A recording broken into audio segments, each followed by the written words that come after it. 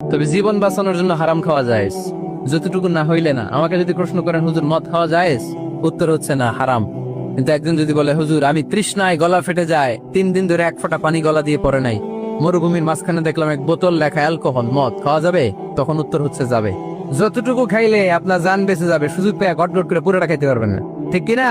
এজন্য বিষ্ণু ইসলাম দোয়া করতেন, আল্লাহুম্মা কফিনি বিহালালিকা আন হারামিক ওয়া আগনিনি বিফাদলিকা আম্মান সিওয়াক।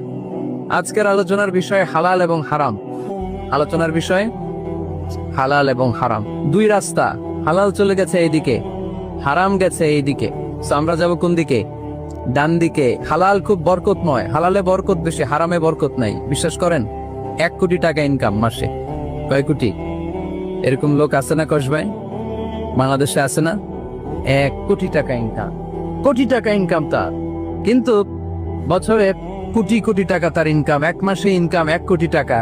কিন্তু দেখা যায় মাসে একটা হসপিটাল বিল পরিশোধ করতে তার চলে যায় 50 লাখ টাকা। আছে না নাই? ওয়াইফের ক্যান্সার, যার নেই কোনো অ্যান্সার। ছেলে ইয়াবা খায়, ওরে দেয়া লাগে 20 লাখ। বাড়ি ভাড়া, খাওয়া দাওয়া ইত্যাদি খরচ শেষে দেখা যায় মাস শেষে আরো 20 লাখ ঋণের মধ্যে পড়ে আছে না নাই? কিন্তু মাসে ইনকাম ছিল কত? 1 কোটি। কিন্তু মাস শেষে দেখা যায় 20 লক্ষ টাকা ঋণের বোঝায় চাপা পড়ে আছে। আর রিক্সাওয়ালা, ওর বেতন নাই, যা পারে ইনকাম করে প্রতিদিন। মাসে অন এন অ্যাভারেজ তার ইনকাম 5,000। কয় হাজার? 1,000 চলে যায় ওর যে ছুপড়ির বেড়া, ওই বাড়ির ভাড়া দিতে। 1,000 চলে যায় ওর খাওয়া, 1,000 চলে যায় চিকিৎসা, 1,000 চলে যায় ছেলেমেয়েদের পড়াশোনা, আনুষঙ্গিক আরো 500, মাস শেষে আরো থেকে যায় 500।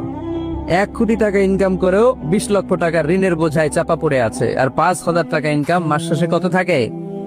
500। কারণ ওর পুরো ইনকামটাই হালাল। ওর পুরো ইনকামটা কি? আর হালালে বরকত ঢুকায় দিছে কে? হারামে কোনো বরকত আছে?